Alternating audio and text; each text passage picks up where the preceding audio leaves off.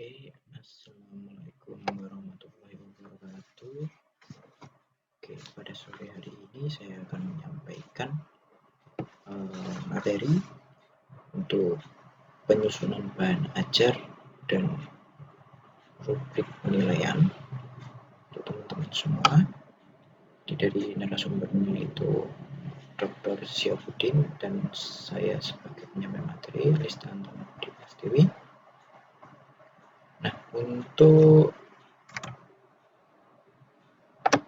pokok bahasan sore hari ini saya akan menyampaikan 4 pokok pembahasan. Yang pertama itu teknik penyusunan buku sebagai bahan ajar. Yang kedua itu tahap pengembangan dan penyusunan buku sebagai bahan ajar. Yang ketiga, lembar evaluasi bahan ajar. Serta yang keempat, rubrik atau kriteria penilaian. Oke, kita masuk. Yang pertama yaitu teknik penyusunan buku sebagai bahan ajar. Bahan ajar merupakan suatu materi perkuliahan atau pelajaran yang disusun secara sistematis sebagai sumber belajar untuk mencapai tujuan pembelajaran. Untuk pengertiannya, tapi untuk menurut National Center for Competency Based Training, yaitu segala bentuk bahan yang digunakan untuk membantu dosen atau guru instruktur dalam melaksanakan proses pembelajaran. Terus selanjutnya yaitu jenis bahan ajar. Banyak sekali jenisnya, mulai dari bahan ajar cetak, audio, visual, dan multimedia interaktif. Pendidik dapat menggunakan proyektor, laptop, website, media sosial, dan masih banyak lainnya. Namun dari keempat jenis bahan ajar tersebut, bahan ajar yang paling relatif mudah dibuat adalah bahan ajar cetak.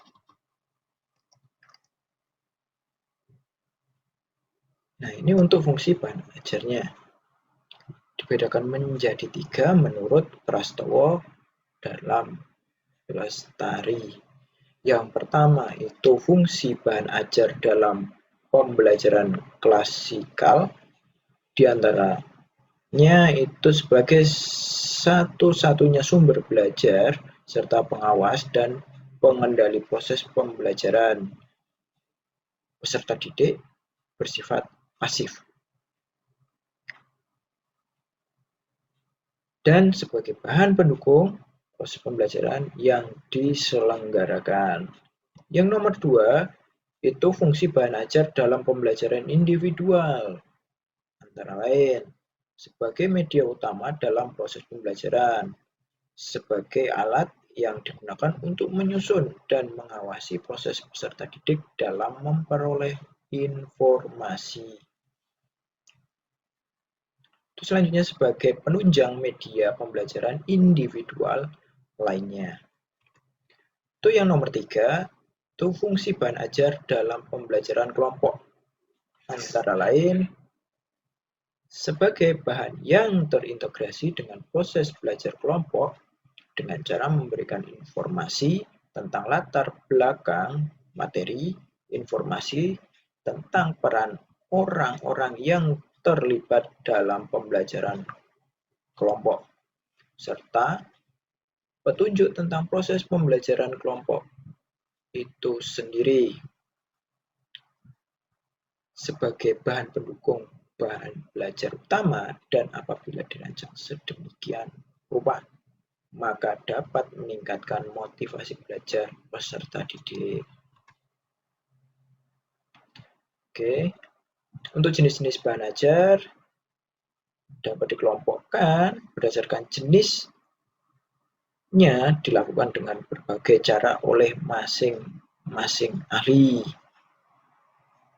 Yang pertama itu Heinrich dan kawan-kawan, yaitu dikelompokkan menjadi 5 bahan ajar berdasarkan cara kerjanya, yaitu bahan ajar yang tidak diproyeksikan seperti foto, diagram, display, dan model. Yang kedua, bahan ajar yang diproyeksikan seperti slide, flame strip, overhead transparencies, proyeksi komputer. 3. Bahan ajar audio seperti kaset dan compact disc. 4. Bahan ajar video seperti video dan film. Yang kelima, bahan ajar atau media komputer, misalnya Computer Mediated Instruction atau CMI, Computer Based Multimedia atau Hypermedia, itu menurut Heinrich dan kawan-kawan. Yang kedua itu menurut Ellington dan Rees. Pengelompokannya menjadi 7 jenis bahan ajar berdasarkan bentuknya. Yang pertama itu bahan ajar cetak dan duplikatnya, misal handouts, lembar kerja peserta didik, bahan belajar mandiri, bahan untuk belajar kelompok. Yang kedua, bahan ajar display yang tidak diproyeksikan, misalnya flipchart, poster, model, dan foto. Itu yang ketiga, itu bahan ajar display diam yang diproyeksikan, misalnya slide, flame strip, dan lain-lain. Terus untuk selanjutnya, yang nomor 4, bahan ajar audio, misalnya audio disc, audio tapes, dan saluran radio. Itu yang kelima, itu bahan ajar audio yang dihubungkan dengan bahan visual diam, misalnya program slide suara, program flame strip, bersuara, tape model, dan tape realia. Itu yang keenam, itu bahan ajar video, misalnya siaran televisi dan rekaman video tape. Itu yang terakhir, nomor 7, bahan ajar komputer, misalnya Computer Assist Instruction atau GAI, dan Computer Based Tutorial CBT. Nomor 3, menurut Rowntree, jenis bahan ajar dapat dikelompokkan ke dalam 4 kelompok berdasarkan sifatnya. Yang pertama, bahan ajar berbasiskan cetak, termasuk di dalam buku, pamflet, panduan belajar peserta didik, bahan tutorial, buku kerja peserta didik, peta, charts, foto, bahan dari majalah dan koran, dan lain-lain. Yang kedua, bahan ajar yang berbasiskan teknologi seperti audien kaset, siaran radio, slide, flame strip, film, video, kaset, siaran televisi, video interaktif, computer based tutorial, dan multimedia. Yang nomor 3, bahan ajar yang digunakan untuk praktek atau proyek seperti kit science, lembar observasi, lembar wawancara, dan lain-lain. Yang terakhir, bahan ajar yang dibutuhkan untuk keperluan interaksi manusia, terutama dalam pendidikan jarak jauh, misalnya telepon dan video conference. Nah, berdasarkan berbagai sudut pandang beberapa ahli tersebut dapat dibagi dalam 2 kelompok besar, yaitu jenis bahan ajar cetak, diantaranya buku, modul, handout, dan lembar kerja. Yang kedua, bahan ajar non-cetak, bahan ajar yang dikembangkan dari barang sederhana, barang ajar diam dan display, video, audio, dan overhead transparencies atau OHT. Buku, selanjutnya, buku sebagai bahan ajar merupakan buku yang berisi ilmu pengetahuan hasil analisis terhadap kurikulum dalam bentuk tertulis. Buku disusun dengan menggunakan bahasa sederhana, menarik, dilengkapi gambar, keterangan, isi buku, dan daftar pustaka. Buku sangat membantu guru atau dosen dan peserta didik dalam mendalami ilmu pengetahuan sesuai dengan mata pelajaran atau mata kuliah masing-masing. Nah, ini ada contoh untuk handout-nya. Handout adalah bahan tertulis yang disiapkan untuk memperkaya pengetahuan peserta didik. Menurut Prastowo dalam Lestari, guru atau dosen dapat membuat handout dari beberapa literatur yang memiliki relevansi dengan kompetensi dasar yang akan dicapai oleh peserta didik. Yang kedua ada namanya modul. Merupakan bahan ajar yang ditulis dengan tujuan agar peserta didik dapat belajar secara mandiri tanpa atau dengan bimbingan guru atau dosen. Oleh karena itu, modul harus berisi tentang petunjuk belajar, kompetensi yang akan dicapai, isi materi pelajaran, informasi pendukung, latihan soal, petunjuk kerja, evaluasi, dan balikan terhadap evaluasi. Ada lembar kerja peserta didik atau LKS.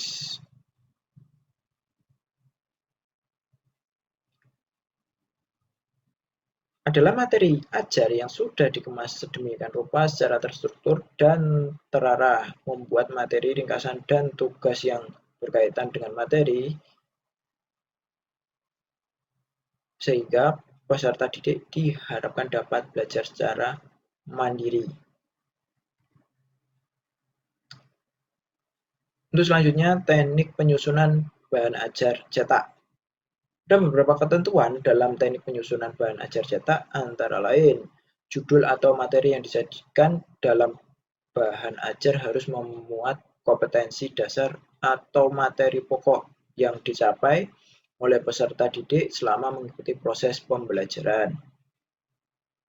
Selanjutnya, menyusun bahan ajar cetak. Setidaknya ada 6 hal yang perlu dipahami, yaitu yang pertama, susunan tampilan bahan ajar jelas dan menarik. Pada aspek susunannya, bahan ajar cetak sebaiknya disusun dengan urutan yang mudah, judul yang singkat dan padat, terdapat daftar isi, struktur kognitifnya jelas, serta terdapat rangkuman dan tugas pembaca. Yang kedua, bahasa yang mudah. Ketiga, mampu menguji pemahaman.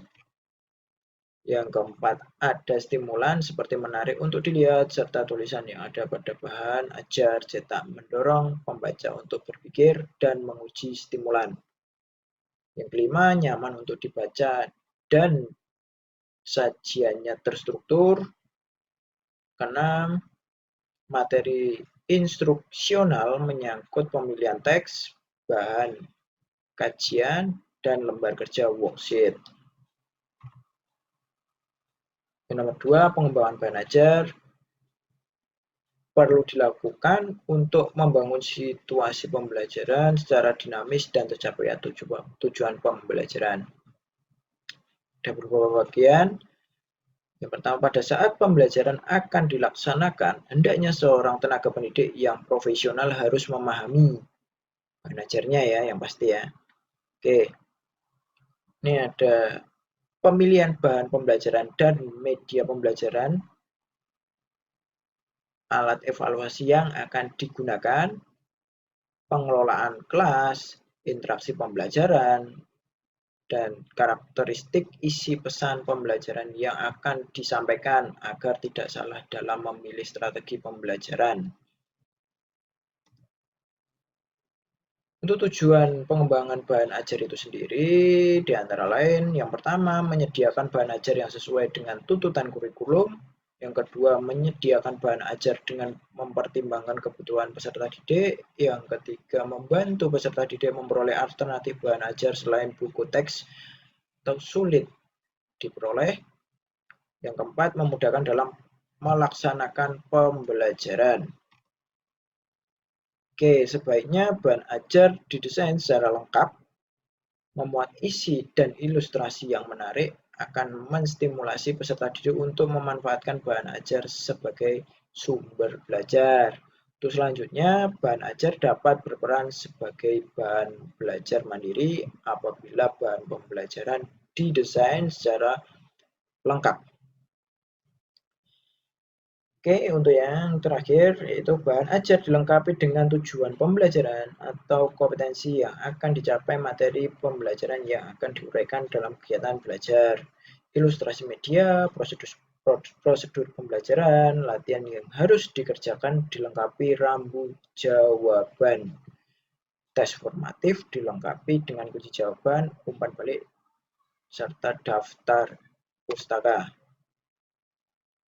Oke. Selanjutnya, prinsip pengembangan bahan ajar ada 3 bagian: relevansi, konsistensi, adekuasi. Untuk relevansi itu mencakup bahan ajar relevan dan memiliki keterkaitan dengan pencapaian CP. Untuk konsistensi itu mencakup keajekan antara bahan ajar dengan CP yang harus dikuasai oleh mahasiswa. Misalnya CP yang harus dikuasai mahasiswa 4 macam, maka bahan ajar yang harus diajarkan juga harus meliputi 4 macam. Adekuasi yaitu mencakup cukup memadai dalam membantu mahasiswa menguasai CP yang diajarkan. Yang kedua, bahan ajar tidak boleh terlalu sedikit dan tidak boleh terlalu banyak.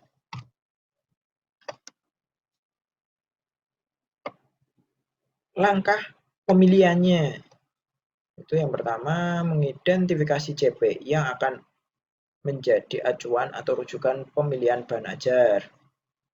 Selanjutnya, mengidentifikasi jenis-jenis materi bahan ajar, memilih bahan ajar yang relevan dengan CP yang telah teridentifikasi, dan memilih sumber bahan ajar. Untuk cakupan isi bahan ajar, yaitu diantaranya pengetahuan, keterampilan, dan nilai sikap. Untuk pengetahuan itu sendiri melingkupi yaitu ada fakta, konsep, prinsip, dan prosedur. Untuk keterampilan mencakup kemampuan mengembangkan ide, memilih dan menggunakan bahan, menggunakan peralatan, dan teknik kerja untuk keterampilan. Tetapi untuk yang nilai atau sikap yaitu melingkupi atau mencakup nilai kebersamaan, nilai kejujuran, nilai kasih sayang, tolong menolong, semangat dan minat belajar, semangat bekerja, mau menerima pendapat orang lain. Ruang lingkup atau scope itu meliputi 2, yaitu keluasaan atau wide dan kedalaman atau deep. Untuk keluasaan atau wide itu menggambarkan beberapa banyak materi atau isi yang dimasukkan ke dalam suatu bahan pembelajaran. Dan untuk kedalaman atau depth yaitu seberapa detail konsep-konsep yang harus dipelajari atau dikuasai oleh mahasiswa. Nah, untuk urutan bahan ajar atau sequence itu ada pendekatan prosedural, meliputi menggambarkan langkah-langkah secara urut sesuai dengan langkah-langkah melaksanakan suatu tugas. Dan ada pendekatan secara hierarkis, yaitu menggambarkan urutan yang berjenjang dari mudah ke sulit atau dari yang sederhana ke yang kompleks. Nah, ini ada teknik penyusunan buku ajar atau buku daras. Untuk buku ajar atau buku daras adalah buku teks yang digunakan sebagai standar pada MK atau pelajaran tertentu. Buku ajar memiliki karakteristik. Yang pertama itu sumber materi ajar, referensi buku MK atau mata kuliah pelajaran tertentu, disusun secara sistematis dan sederhana, terdapat petunjuk pembelajaran. Untuk buku ajar itu sendiri meliputi ada keamanan nasional dan isi wajar. Tapi untuk keamanan nasional terlebih dahulu itu mencakup Isi, cara penyajian, bahasa, dan ilustrasi dalam buku ajar selaras dan tidak bertentangan dengan peraturan perundang-undangan yang berlaku. Itu untuk keamanan nasionalnya. Dan untuk yang isi buku ajar, dalam menyusun isi buku ajar atau buku pelajaran, sebaiknya memuat sekurang-kurangnya bahan pelajaran minimal yang harus dikuasai peserta didik atau mahasiswa ya. Sesuai dengan kurikulum yang berlaku, relevan dengan tujuan mata pelajaran, memiliki nilai kebenaran ditinjau dari struktur keilmuan, sesuai dengan perkembangan iptek, dan kedalaman dan keleluasaan isi buku sesuai dengan jenjang pendidikan. Untuk cara penyampaiannya, itu ada urutan uraian sequence teratur, ada penahapan penyajian. Yang pertama itu sederhana ke kompleks, yang kedua mudah ke sukar atau sulit, yang ketiga saling memperkuat bahan kajian terkait, yang keempat menarik minat dan perhatian peserta didik, kelima menantang dan merangsang peserta didik untuk mempelajari buku. Keenam, pengorganisasian dan sistematika penulisan memperhatikan aspek kemampuan peserta didik atau CAP. Bahasa yang digunakan meliputi yang pertama menggunakan bahasa Indonesia yang benar dan baku, yang kedua kalimat yang digunakan sesuai dengan tingkat kematangan dan perkembangan peserta didik, ketiga istilah kosakata dan simbol-simbol dapat mempermudah pemahaman peserta didik, yang keempat menggunakan transliterasi yang telah dibabkan. Kedua, ada ilustrasi meliputi pertama relevan dengan isi buku ajar yang bersangkutan. Kedua, tidak mengganggu kesinambungan antar kalimat, antar paragraf, dan bagian dari keseluruhan isi buku. Yang ketiga, merupakan bagian terpadu dari keseluruhan isi buku. Dan keempat, jelas, baik, dan esensial untuk membantu peserta didik dalam memahami konsep.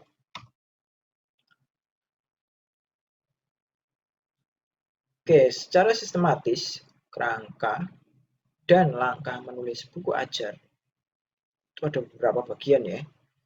Tapi yang di sini yang pertama dulu deh. Yang pertama dulu untuk menyusun RPS atau rencana pembelajaran semester. Di antaranya sebagai acuan proses pembelajaran MK atau pelajaran. RPS sebagai materi atau substansi buku ajar, RPS memuat CPMK atau sub CPMK sebagai sasaran tujuan yang ingin dicapai. Terus yang kedua, memulai menyusun outline-nya, yaitu ada pendahuluan yang isinya itu ada deskripsi MK, CPMK, dan sub CPMK, petunjuk penggunaan buku ajar, kompetensi prasyarat, nah, seperti itu untuk yang isinya pendahuluan. Tapi kalau untuk yang bagian isi itu terdapat judul, uraian tentang tujuan kegiatan pembelajaran, materi pembelajaran yang sesuai dengan topik pembelajaran dan yang diikutinya, contoh kasus, gambar, grafik.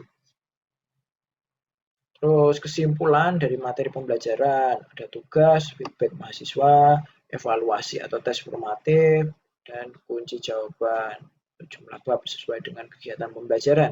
Itu untuk bagian isi. Akan tetapi untuk bagian yang akhir itu terdapat daftar pustaka, glosarium, indeks, lampiran, biografi penulis. Nah, seperti itu untuk yang bagian akhir. Untuk perlengkapan buku ajar yaitu ada cover, lembar persembahan, kata pengantar, dan daftar isi. Nah, ini untuk mengembangkan evaluasi atau penilaian. Penilaian itu sendiri adalah mengambil suatu keputusan terhadap sesuatu dengan ukuran baik buruk. Itu penilaian bersifat kualitatif atau pernyataan naratif dalam kata-kata. Untuk penilaian terhadap bahan ajar sangat penting untuk memperbaiki kualitas bahan ajar, dan bahan ajar yang berkualitas menjadi sumber belajar peserta didik dapat menunjang keberhasilan belajar. Penilaian adalah bagian dari proses pembelajaran sebagai siklus sebagai berikut. Nah, ada rancangan, ada bagian rancangan, ada bagian pembelajaran, ada bagian luaran. Untuk bagian rancangan itu sendiri dibagi menjadi profil, CPL, mata kuliah, rangkaian mata kuliah atau struktur kurikulum yang nantinya menjadi rancangan pembelajaran semester. Nah, untuk bagian pembelajaran itu sendiri terdapat beberapa bagian, yaitu ada dosen, mahasiswa, sumber belajar, ada lingkungan sarana prasarana dan proses dan asesmen. Dan untuk hasilnya atau luarannya itu lulusan memiliki kemampuan sesuai dengan CPL atau capaian pembelajaran lulusan yang semuanya nanti akan dievaluasi untuk program pembelajarannya. Nah, ini untuk penilaian terhadap bahan ajar juga dapat memperbaiki kebutuhan belajar mahasiswa sesuai dengan konteksnya. Nah, ini ada contohnya untuk bagiannya, yaitu ada analisis, desain, development, implementation, dan evaluation. Untuk di samping itu ada dig and carry like, ada die. Ini ada bagian-bagiannya, ada alurnya juga dari mengidentifikasi CPL yang dibebankan pada MK dan menjabarkannya nanti sampai ke merancang dan menyusun evaluasi sumatif. Seperti ini contohnya. Kita lanjut. Untuk beberapa aspek penting yang dinilai dari bahan ajar adalah ada 5. Pertama itu ada materi isi, yang kedua penyajian materi, yang ketiga keterbacaan, keempat teks, wacana dan gambar atau ilustrasi, yang kelima kebahasaan. Nah, kita masuk ke yang pertama dulu, yaitu materi atau isi, yaitu bahan pembelajaran yang disajikan di dalam buku ajar dengan sub-aspek. Yang pertama itu kesesuaian materi dengan silabus yang dikembangkan. Jadi membuat materi sesuai dengan kompetensi dasar dan indikator, membuat latihan yang sesuai dengan indikator atau tujuan pembelajaran yang tertuang dalam silabus, terus membuat materi dengan fokus keterampilan berbahasa, membuat kegiatan pembelajaran yang berkaitan dengan kebutuhan atau karakteristik siswa. Nah, ini yang kedua, yaitu ada seleksi dan organisasi materi sesuai dengan pemahaman pembelajaran. Dapat dibagi menjadi beberapa, yaitu salah satunya itu membuat kosakata dan struktur yang frekuensinya tinggi. Memuat kosakata dan struktur yang berkaitan dengan isi teks, tulisan atau lisan, membuat kosakata dan struktur yang berkaitan dengan pengalaman pembelajaran, memuat latihan yang diurutkan dari mudah ke yang sulit. Masuk ke yang kedua, ada penyajian, yaitu aspek penyajian ini dapat dijabarkan menjadi sub-aspek. Yang pertama itu tujuan indikator atau penyajian pembelajaran dinyatakan secara jelas. Di antaranya, poin A menyebutkan tujuan indikator pembelajaran pada setiap unit. B mengarahkan pembelajaran pada penguasaan keterampilan berbahasa. C menyajikan butir ajar untuk mengembangkan keterampilan berbahasa yang sejalan dengan kompetensi dasar dan indikator. Dan D menyajikan butir ajar atau materi dengan urutan mudah ke sulit.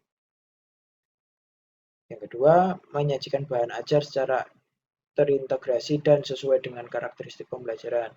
Menyajikan keterkaitan keterampilan berbahasa, sekurang-kurangnya 2 keterampilan itu untuk yang A, untuk yang B menyajikan bahan ajar yang beranjak dari bahasa lisan pada kelas rendah dan berlanjut ke bahasa tulis pada kelas tinggi. Itu yang C menyajikan unsur bahasa yang dihubungkan dengan keterampilan bahasa. Itu yang D menyajikan bahan ajar dari yang secara sistematik. Itu yang nomor 3 itu penyajian bahan ajar mendorong pembelajaran secara aktif dan kreatif. Untuk poin A itu menuntut aktivitas pembelajaran untuk mendengar, berbicara, membaca, dan menulis pada tingkatannya.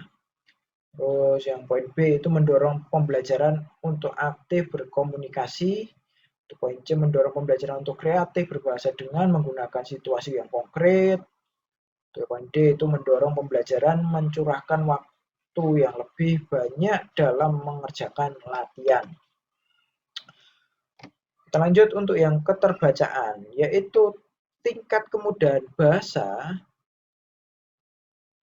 Contohnya ada kosakata, kalimat, paragraf, dan wacana bagi kelompok atau tingkatan peserta didik. Itu dapat dibagi menjadi beberapa ya. Untuk kata itu sendiri, yaitu dapat dibagi lagi memuat kosakata konkret, memuat kosakata yang dekat dengan pengetahuan dan lingkungan pembelajaran, memuat kosakata yang sering digunakan, memuat kosakata yang mudah dilafalkan. Tapi untuk yang kalimat itu memuat kalimat sederhana lebih banyak, memuat kalimat deklaratif lebih banyak, memuat kalimat aktif lebih banyak, memuat kalimat afirmatif atau kalimat pernyataan positif lebih banyak. Oke, untuk yang paragraf itu memuat paragraf deduktif lebih banyak, memuat paragraf yang terstruktur dengan baik atau kohesif lebih banyak, membuat paragraf yang menunjukkan hubungan makna kohesi lebih banyak, membuat paragraf yang saling berhubungan dengan baik. Untuk yang teks atau wacana itu membuat wacana deskripsi lebih banyak, mengandung wacana berbentuk prosedur lebih banyak, mengandung wacana terstruktur dengan baik, mengandung wacana yang berkaitan dengan kebutuhan pembelajar. Untuk teks wacana dan gambar atau ilustrasi yaitu berisi 1. Isi teks atau wacana tidak mengarah kepada agama atau keyakinan tertentu. 2. Isi teks atau wacana tidak mengarah pada latar belakang suku tertentu. Yang ketiga, isi teks atau wacana tidak mengarah kepada strata sosial tertentu. 4. Isi teks atau wacana tidak mengarah kepada gender tertentu. Itu yang kelima, itu ada kebahasaan, yaitu sarana penyampaian dan penyajian bahan yang menjadi ukuran kualitas bahan ajar ya. Di sini ada teks menggunakan tata bahasa yang tepat, terus struktur jelas dan mudah dipahami, instruksi menggunakan struktur yang tepat, latihan yang dikembangkan menggunakan tata bahasa yang baik dan benar secara tata bahasa. Nah, itu untuk kebahasaan ya. Untuk kebahasaan.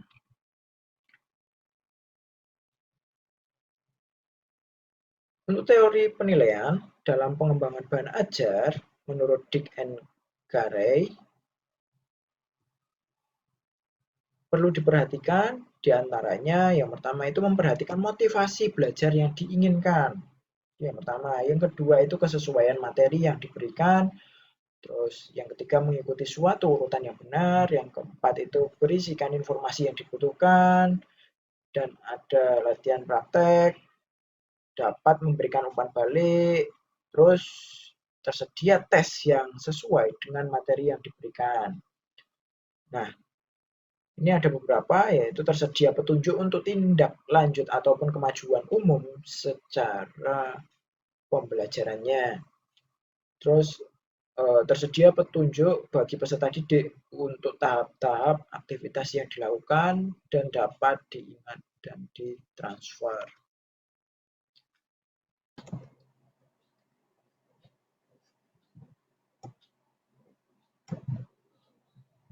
Oke, menurut Harjanto, dalam penilaian bahan ajar terdapat beberapa aspek yang terkandung di dalamnya, antara lain yang pertama itu konsep, menyatakan suatu ide atau gagasan, atau suatu pengertian yang umum. Yang kedua, prinsip, yaitu suatu kebenaran dasar sebagai titik tolak ukur berpikir atau merupakan suatu petunjuk untuk berbuat atau melaksanakan sesuatu. Yang ketiga, itu fakta, merupakan sesuatu yang terjadi atau yang telah dikerjakan atau dialami, mungkin beberapa hal, objek atau keadaan, bukan sesuatu yang diinginkan atau pendapat atau teori. Yang keempat itu proses, yaitu serangkaian perubahan gerakan perkembangan. Kelima itu nilai, suatu pola, ukuran atau merupakan suatu tipe atau model.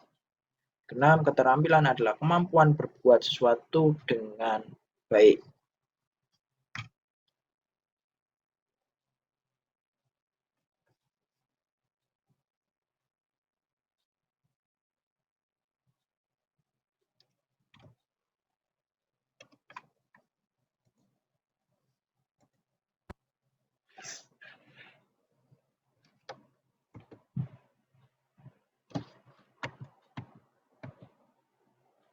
Oke, kita lanjutkan lagi. Validasi kelayakan bahan ajar yang dikembangkan dilakukan dengan cara yang pertama itu uji coba keterbacaan, readability bahan ajar. Yang kedua, penilaian bahan ajar secara keseluruhan oleh pengguna sasaran. Yang ketiga itu uji terhadap capaian skor hasil belajar. Nah, untuk proses evaluasi bahan ajar itu ada beberapa komponen. Yang pertama itu komponen kelayakan, yang isinya mencakup poin A, kesesuaian dengan kompetensi yang diingin dicapai, poin B, kesesuaian dengan perkembangan anak, poin C itu kesesuaian dengan kebutuhan bahan ajar, D itu kebenaran substansi materi pembelajaran, ya. Poin E itu manfaat untuk menambah wawasan, dan poin F yaitu kesesuaian dengan nilai moral dan nilai-nilai sosial. Untuk yang kedua itu komponen kebahasaan, yaitu mencakup poin A itu keterbacaan, poin B itu kejelasan informasi, C itu kesesuaian dengan kaidah bahasa Indonesia yang baik dan benar, D itu pemanfaatan bahasa secara efektif dan efisien, jelas dan singkat. Untuk nomor 3, komponen penyajian mencakup poin A itu kejelasan tujuan, indikator yang ingin dicapai, poin B itu urutan sajian, poin C itu pemberian motivasi atau daya tarik, D itu interaksi atau pemberian stimulus dan respon, poin E itu kelengkapan informasi. Nah, untuk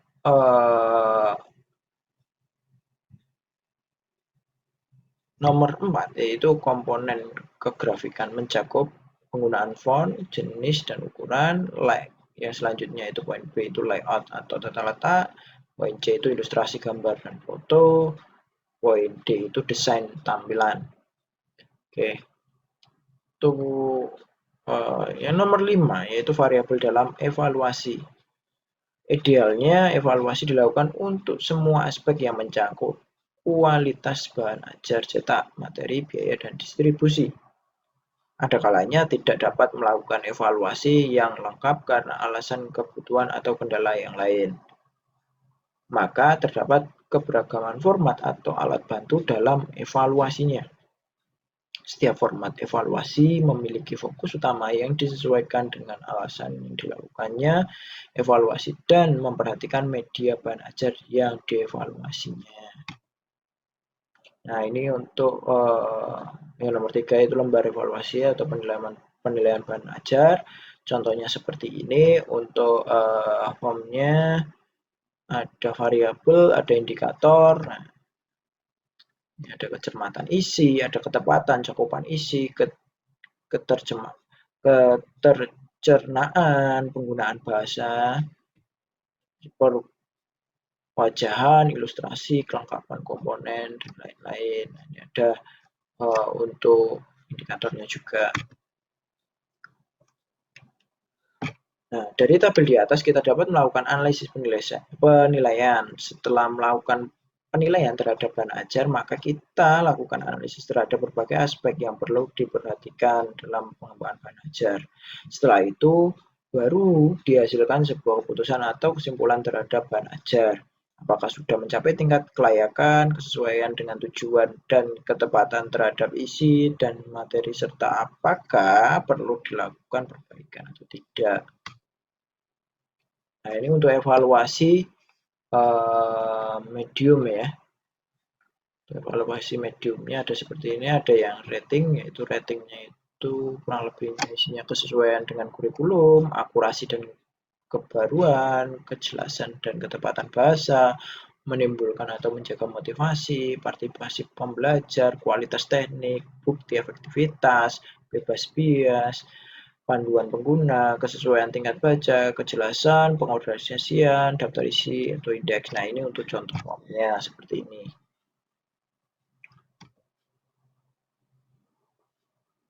Nah, ini untuk media cetak, foto, gambar, poster, kartun. Contohnya seperti ini, kurang lebihnya sama. Nah, untuk pengembangan buku ajar atau daras sesuai dengan kurikulum dan dinamika yang ada, evaluasi buku ajar diperlukan untuk menghasilkan desain bahan ajar yang baik, akan meningkatkan kualitas pembelajaran dengan mencapai CPL. Nah, oke, cukup. Itu saja yang bisa saya sampaikan. Kurang lebihnya mohon maaf. Wassalamualaikum warahmatullahi wabarakatuh.